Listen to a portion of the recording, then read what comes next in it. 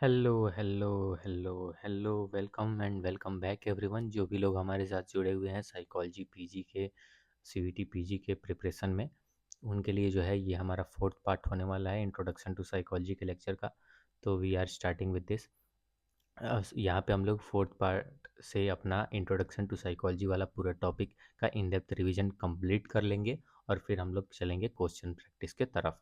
ठीक है, तो चलिए, यहाँ पे हम लोग का मेन जो है मुद्दा होने वाला है कि हम लोग इंडियन और वेस्टर्न साइकोलॉजी को जो है कंपैरिजन के तौर पे देख पाएँ कि क्या क्या डिफरेंसेस हैं उसमें, और उससे हम लोग आगे बढ़ेंगे कि वो डिफरेंसेस को कैसे ध्यान में रखते हुए हम लोग जो है ह्यूमन माइंड को और अच्छी तरीके से स्टडी कर सकते हैं। ठीक है, तो सबसे पहली चीज़ यहाँ पे आती है, देखने को मिलती है कि हमारी साइकोलॉजिकल इंक्वायरी में वो दो अलग अलग जो है विंग्स देखने को मिलते हैं। पहला है जिस वेस्टर्न विंग, जिसमें हम लोग ऑब्जेक्ट की बात करते हैं, ऑब्जेक्टिविटी की बात करते हैं, मेटेरियलिज्म की बात करते हैं। जबकि दूसरा है अपना सब्जेक्ट, जिसमें हम लोग जो है अपनी आइडियलिज्म की बात करते हैं, अपने सब्जेक्ट की बात करते हैं, उपनिषद की बात करते हैं, कॉन्शसनेस, सेल्फ लिबरेशन जैसे टॉपिक्स की बात करते हैं। ठीक है, तो वेस्टर्न साइकोलॉजी में फोकस होता है बिहेवियर पे, ब्रेन पे, सोशल एडाप्टेशन पे, जबकि ईस्टर्न साइकोलॉजी पे फोकस होता है अपने कॉन्शसनेस पे, सेल्फ पे, लिबरेशन पे। गोल जो है गोल जो है वो होता है वेस्टर्न साइकोलॉजी का कि अडाप्ट कर पाएँ, सक्सेस मिल पाए, मेंटल हेल्थ सही हो जाए, जबकि ईस्टर्न साइकोलॉजिकल का गोल होता है मोक्ष को प्राप्त कर पाएँ हम। ठीक है, तो ऐसी चीज़ देखने को मिलती हैं। तो स्टार्ट करते हैं हम लोग। ठीक है, पहली चीज़ यहाँ पे हम लोग एक बार डिफरेंशिएशन देख लेते हैं। सबसे पहली चीज़ यहाँ पे वेस्टर्न साइकोलॉजी, जैसे मैंने बताया, काफ़ी मटेरियल फोकस्ड होती है, जबकि इंडियन साइकोलॉजी जो है, इंडियन विजडम, वो काफ़ी स्पिरिचुअल होती है। ठीक है, रियलिटी क्या होती है कि वेस्टर्न साइकोलॉजी में मैटर को प्राइमरी माना जाता है, कि मैटर जो है वही प्राइमरी है, हमारा शरीर जो है प्राइमरी है, और माइंड जस्ट एक बाई प्रोडक्ट है हमारे ब्रेन का। It is a EP phenomenon, ये बोला जाता है, of brain activity, western psychology के नज़रिए से। जबकि ईस्टर्न साइकोलॉजी में बोला जाता है कि नहीं, हमारा कॉन्शसनेस जो है वही प्राइमरी है। ये जो है बाकी सारी चीज़ें, matter evolves from consciousness, matter जो है वो कॉन्शसनेस से ही आया है। ठीक है, ये बात बोली जाती है। ये काफ़ी विपरीत बातें हैं एक दूसरे से। Matter evolves from consciousness. ठीक है, ह्यूमन नेचर यहाँ पे देखने को मिलता है कि ह्यूमन नेचर देखने को मिलता है वेस्टर्न साइकोलॉजी में बायो साइको सोशल ऑर्गेनिज्म के तौर पे ह्यूमन को देखा जाता है, जबकि ईस्टर्न साइकोलॉजी में जो है वो आत्मन के तौर पे जो है ह्यूमन नेचर देखा जाता है, जो कि पोटेंशियली डिवाइन है, पोटेंशियली डिवाइन नेचर है इसका। ठीक है, उसके बाद लाइफ स्पैन की बात की जाती है कि वेस्टर्न साइकोलॉजी के अनुसार हमारा जो है बर्थ होता है, फिर डेथ हो जाती है, सिर्फ वन लाइफ होती है, सेल्फ एक्चुअलाइजेशन हमें करना चाहिए, अपने जो है पावर्स को, अपनी कैपेबिलिटीज़ को पहचानना चाहिए और आगे बढ़ना चाहिए। जबकि ईस्टर्न साइकोलॉजी में, इंडियन साइकोलॉजी में बात होती है एक साइक्लिक पैटर्न की, जिसमें हम लोग का बर्थ रीबर्थ होते होते रहता है। बर्थ होगा, फिर डेथ होगी, फिर रीबर्थ होगा, वो कर्मा से डिसाइड होता है। ये बात की जाती है अपने Indian wisdom, Indian spiritual psychology में। ठीक है, फिर बात होती है अपने गोल ऑफ लाइफ की, जहाँ पे वेस्टर्न साइकोलॉजी में बात होती है कि वो एडाप्टेशन, सक्सेस और हैप्पीनेस गोल है, जबकि ईस्टर्न साइकोलॉजी में बात होती है कि नहीं, ईस्टर्न साइकोलॉजी में बात होती है कि मोक्ष जो है वही अल्टीमेट ट्रूथ होगा हमारा, कि हमें जो है इस जन्म मृत्यु के चक्र से आज़ादी मिल पाए। ये बात होती है। स्टेट्स ऑफ माइंड होता है वेस्टर्न साइकोलॉजी में, सिर्फ तीन स्टेट्स होते हैं, वेकिंग, ड्रीमिंग, स्लीपिंग, जबकि ईस्टर्न साइकोलॉजी में जो है एक चौथा स्टेट भी देखने को मिलता है, वो होता है तुरिया, प्योर कॉन्शसनेस का स्टेट। ठीक है, तो आगे बढ़ते हैं हम लोग इसको लेके। सबसे पहले जो है थोड़ी सी चर्चा करेंगे हम लोग ग्रेट अलग अलग डिबेट्स की। डिबेट से पहले मैं यहाँ पे एक बार आपको लेके आ जाऊँ, ये इंडियन कॉन्सेप्ट जो है थोड़ा सा डिटेल में हम लोग समझ लें, कॉन्सेप्ट ऑफ सेल्फ समझ लें, उसके बाद हम लोग चलते हैं डिबेट्स पे। ठीक है, तो concept of self Indian psychological situations में क्या देखने को मिलता है कि हमें Indian Indian Indian concept of self वो दो तरीक़ों से देखा जाता है। पहला तो स्पिरिचुअल सेल्फ और दूसरा है साइकोलॉजिकल सेल्फ। पहला है स्पिरिचुअल सेल्फ और दूसरा है साइकोलॉजिकल सेल्फ। स्पिरिचुअल सेल्फ में बोला जाता है कि आत्मन ही हमारा सेंटर है, वही ट्रू सेल्फ है, वही प्योर कॉन्शसनेस है, जो कि ना देखा जा सकता है, वो अनसीन है, अनरिलेटेड है, इनकॉन्सेबल है, ये बात बोली जाती है, वो कभी बदलता नहीं है। ठीक है। जीवा, लिविंग सोल, जो हम लोग लिविंग सोल है, वही जो है cycle of Joy and sorrow sorrow चलते रहता है कि भाई खुशी और गम वाला चीज उसी में जीव जीव जो इंडिविजुअल सोल है उसका चलते रहता है, लेकिन आत्मन वही ट्रू सेल्फ है अपना। ठीक है। उसके बाद है पुरुषा। पुरुषा यहाँ पे वो एक प्रिंसिपल है जो कॉन्शसनेस का जो है, द प्रिंसिपल ऑफ कॉन्शसनेस है पुरुषा, जो सेपरेट होता है, अलग होता है प्रकृति से। ठीक है। अब यहाँ पे बोली जाती है इंडियन इंडियन साइकोलॉजिकल सेंस में रिलेशनल सेल्फ को देखा जाता है, जिसको बोला जाता है कि इंडिया में सिर्फ राहुल, जैसे वेस्टर्न साइकोलॉजी में राहुल सिर्फ राहुल है, राहुल का अपना इंडिविजुअल एग्जिस्टेंस की बात होती है सिर्फ, जबकि ईस्टर्न साइकोलॉजी में राहुल सुरेश का बेटा भी है, किसी का पत्नी, किसी का पति भी है, किसी किसी का भाई भी है, किसी का बेटा भी है, उसकी भी बात होती है। ठीक है। तो ये रिलेशनल सेल्फ की भी चर्चा होती है इसमें। उसके बाद जो है आगे बढ़ते हैं हमें, तो हमें पता लगता है कि साइकोलॉजिकल सेल्फ में इंडियन साइकोलॉजिकल सेल्फ में ये अलग अलग जो है स्टेट्स की बात होती है हमारे। सबसे पहले तो अहंकारा जो ईगो है, ईगो वो हमारा आई मेकर है। आई मेकर मतलब आई एम द डूअर, ये जो है हमारा ईगो है, अहंकार है, जिसका फंक्शन होता है कि वो जो है हर चीज़ को जो है माई के नज़रिए से, आई के नज़रिए से देख पाए। प्रॉब्लम इसमें ये है कि ये अहंकार जो है वो सफरिंग के तरफ ले जाता है। उसके बाद जो है आपका अनहत करना है। अनहत करना जिसमें क्या होता है, ये माइंड मशीनरी है, जिसमें जो है मानस मानस अपना प्रोसेसिंग यूनिट है, जहाँ पे सेंसरी इनपुट्स पहुँचते हैं, इन डिसीजन पहुँचता है। ठीक है। उसके बाद जो है अपनी बुद्धि जो है, बुद्धि वो बुद्धि इंटेलेक्ट और डिसीजन मेकिंग के लिए रिस्पॉन्सिबल होती है। फिर बात आता है अपने चित्त का। चित्त जो है वो मेमोरी बैंक है और स्टोर ऑफ इम्प्रेशंस है। उसके बाद आता है बात अहंकार, जो अपना ईगो है, जो अपना ईगो है, जो हर चीज़ को आई के नज़रिए से देखता है। तो यहाँ पे सबसे मेन बात ये है कि हमारा जो भी स्टेट्स है, कॉन्शसनेस के स्टेट्स, वो इस वेस्टर्न साइकोलॉजी में सिर्फ 3 स्टेट्स की बात होती है, वेकिंग, ड्रीमिंग और डीप स्लीप वाले स्टेट्स की।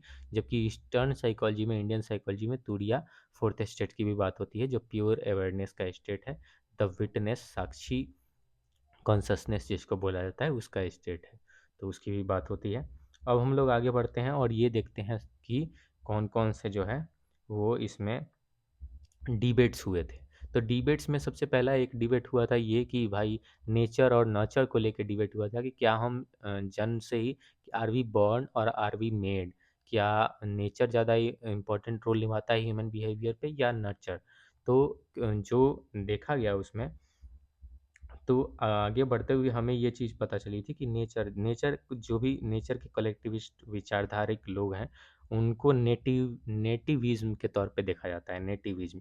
इसमें कौन कौन से इम्पोर्टेंट लोग थे, वो पहले जो है की फिगर थे इसमें, नावेम चोमेस्की। इसमें ये बोला जाता है कि हमारा बिहेवियर जो है वो हमारी बायोलॉजी तय करती है, हमारा जेनेटिक्स तय करता है हमारा बिहेवियर, और ये फिक्स होता है। ठीक है। इंडियन कॉन्टेक्स्ट में आप ऐसे समझ सकते हैं कि एक बच्चा जो है, वो छोटा बच्चा, वो अपने पिताजी से धीरे धीरे 4 साल का बच्चा जो है, एक पंडित का बेटा, वो मंत्र जो है चैंटिंग इतनी बढ़िया से कर सकता है जितना जितने बड़े लोग नहीं कर पा रहे हैं। इसका मतलब जो है कहीं ना कहीं जेनेटिक्स इसमें इंपॉर्टेंट रोल निभा रहे हैं बिहेवियर में।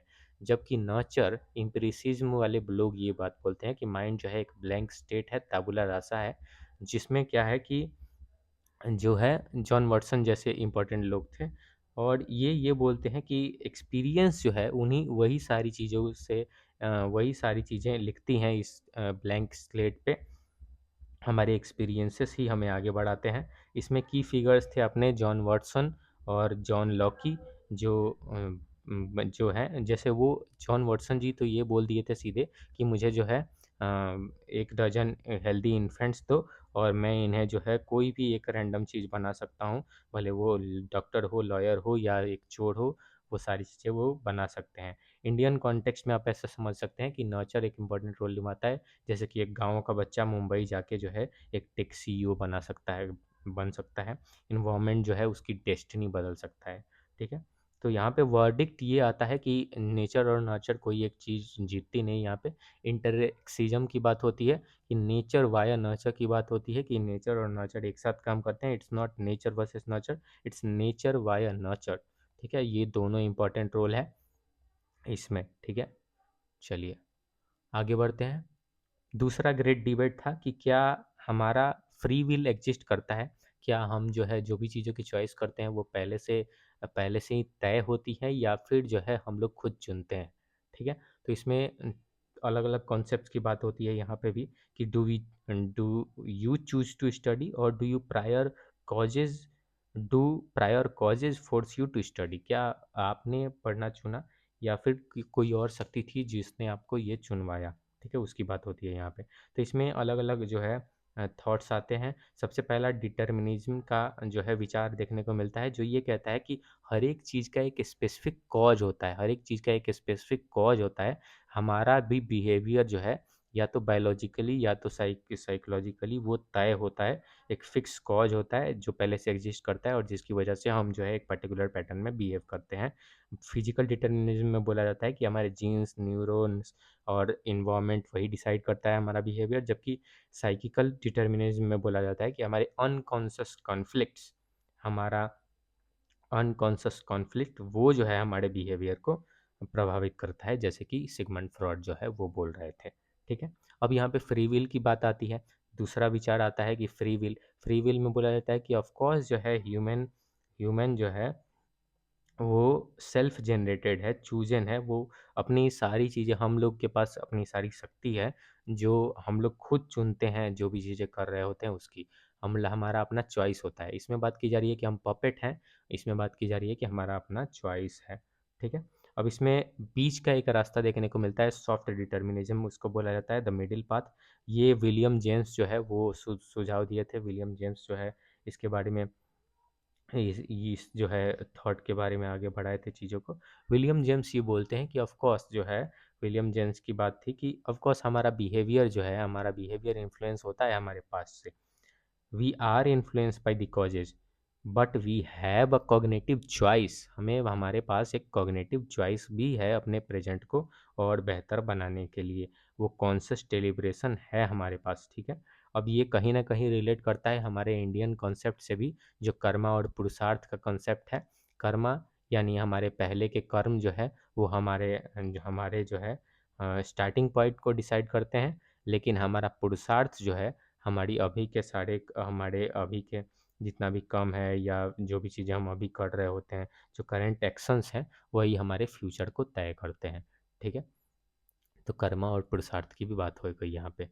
फिर आता है हमारा तीसरा बड़ा डिबेट जो है हमारा माइंड बॉडी प्रॉब्लम, जिसमें हमने बात की, जिसमें माइंड बॉडी प्रॉब्लम में सबसे बड़ा इशू है कि क्या माइंड और बॉडी ये दोनों अलग अलग हैं या सेम हैं या फिर दोनों हैं, ये वाली बात की जाएगी। अब इसमें क्या था कि मोनिज्म जैसे विचार यहाँ पे आए, पहला मोनिज्म वाला विचार आया। मोनिज्म क्या बोला जाता था कि सिर्फ माइंड एग्जिस्ट करता है, सिर्फ माइंड एग्जिस्ट करता है और सिर्फ सॉरी मोनिज्म वाला विचार ये था। मोनिज्म में दो अलग अलग विचार थे। पहला विचार था मेटेरियलिज्म। मेटेरियलिज्म में ये बोला गया कि बॉडी सिर्फ एग्जिस्ट करती है, माइंड जो है वो बस एक ब्रेन एक्टिविटी है, it's just a brain activity.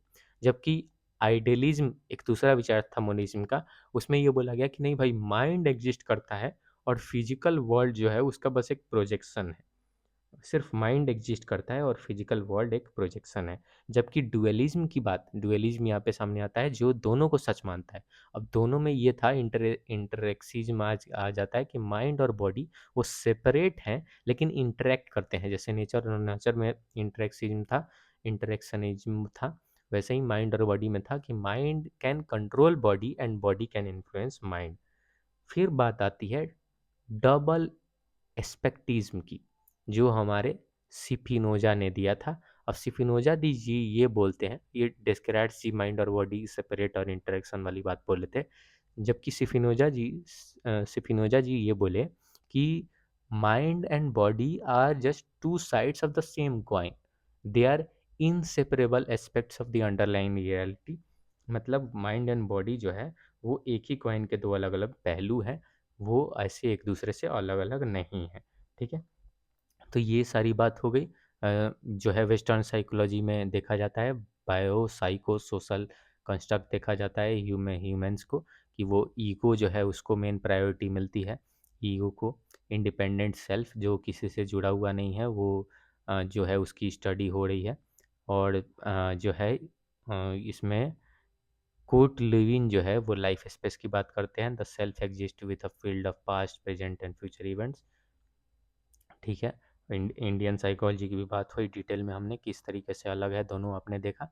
उसके बाद यहाँ पे बात आती है, हाँ, ये कि you are not an island, इसकी बात होती है। ठीक है, अब देखिए यहाँ पे एक जो है, जस्ट अ मिनट मैं यहाँ पे, हाँ, यहाँ पे देखने को मिलता है कि यहाँ पे बोर्न फे बर्नर ने यहाँ पे अपना जो है एक इकोलॉजिकल पर्सपेक्टिव भी दिया था, इन्होंने क्या बोला कि जो है you are not just an island, आप एक आइलैंड की तरह ऐसे सीधे ही नहीं हैं, आप जो है लेयर्स में एग्जिस्ट करते हैं इस सोसाइटी के।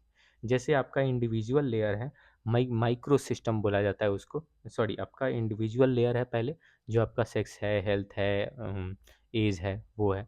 लेकिन उसके बाद आपका एक माइक्रो सिस्टम है जो आपके सबसे करीबी लोग हैं, आपकी फैमिली, आपके स्कूल, आपके करीबी एकदम करीबी दोस्त, वो वाले जो आपके डायरेक्ट कांटेक्ट में होते हैं।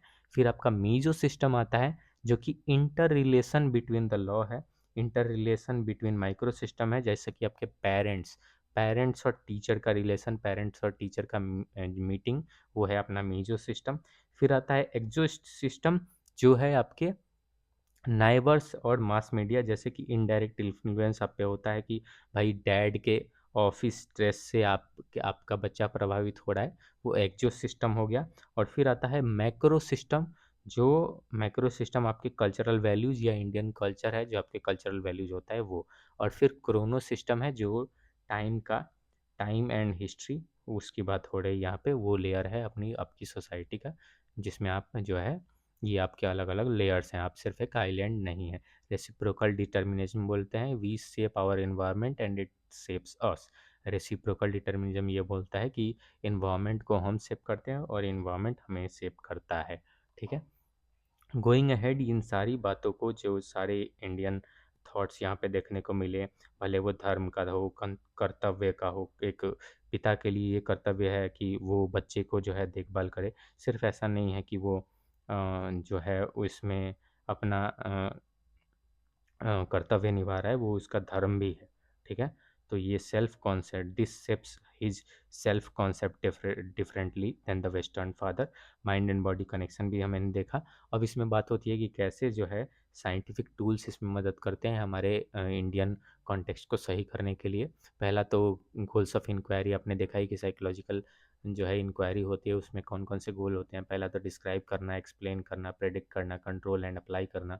फिर आता है रिसर्च प्रोसेस होता है, जिसमें हम लोग कॉन्टेक्स्ट कॉन्सेप्ट जो है हाइपोथेसिस फॉर्म करते हैं, डाटा कलेक्शन करते हैं, थ्योरी बनाते हैं, थ्योरी देते हैं, थ्योरी जो है सामने आती है। उसके बाद जो है sampling, non probability, random, stratified आपने देखा ही।